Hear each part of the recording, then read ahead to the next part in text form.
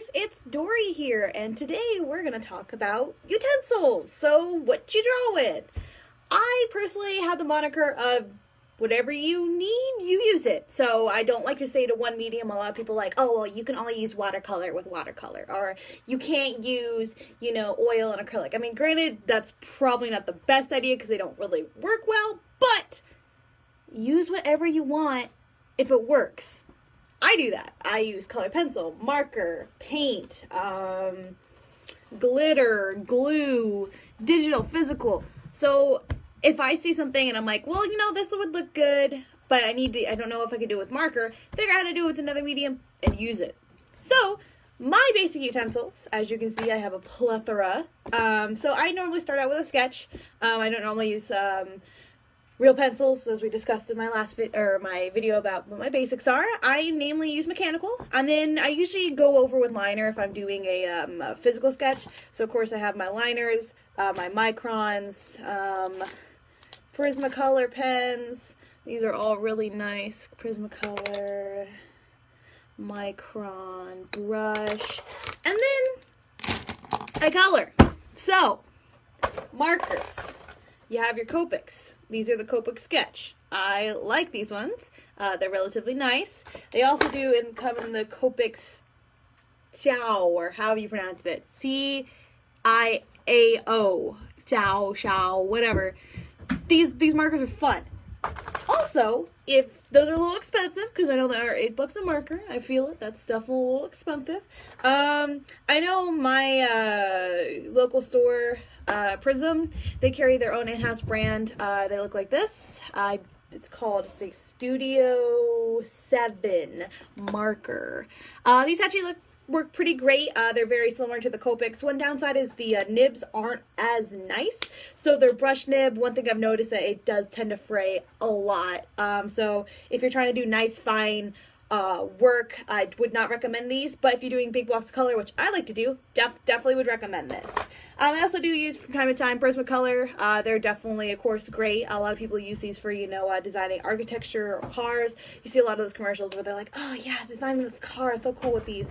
They're nice. They blend well, kind of, with the Copics if you do it nice enough. I also kind of tend to use whatever, like I got these out of the $1 bin at Prism.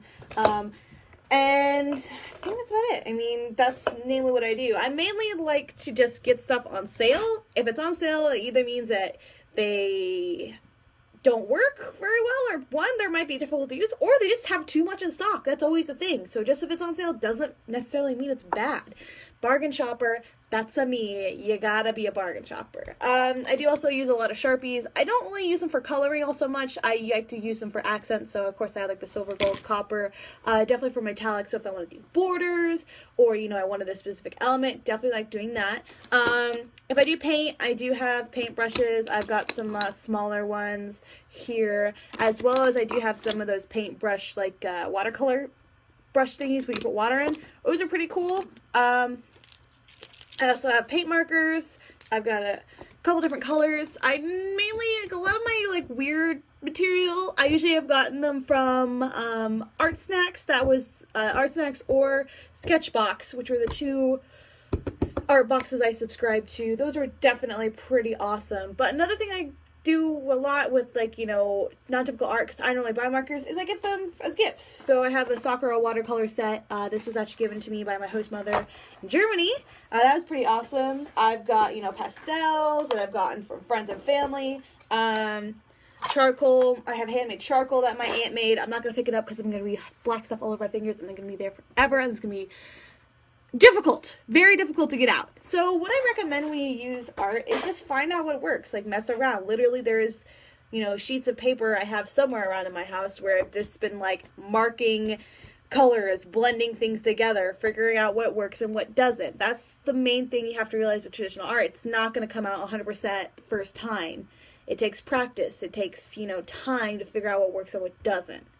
So one word of wisdom today would be, figure out what you like. Figure out how you do it. You take your time. You take your practice. Maybe take a day to sit there, figure out how you want to shade, or figure out how you want to line. Just work on that, and once you get little pieces together, you can kind of complete your set. That's what I've always done. Granted, my style has evolved a lot. I think we might do a really fun video later of me busting out all my old art. I did throw a lot of my old art away, but I do have digital scans of a lot of them, so it might be pretty funny, and maybe we can pick out a couple, and y'all can be like, oh, I really did that one, you should redraw it, and maybe I'll redraw a couple. But yeah, last words is art doesn't have to be expensive. You can find whatever you need, if it's secondhand, cheap, or on sale, and do art. Just, you know, fancy art material doesn't make you an artist.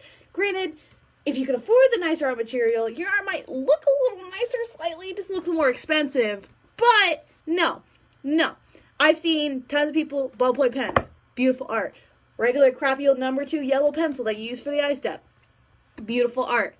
You do you. Don't, like, overextend your monetary value for your art. Get what works. If you like, you know, color in crayon, figure out a way to color with crayon. Crayons are basically just different kinds of pastels. Pastels are basically fancy crayons. So, hey, you make it work, you do you, and make sure that you are always drawing and always practicing.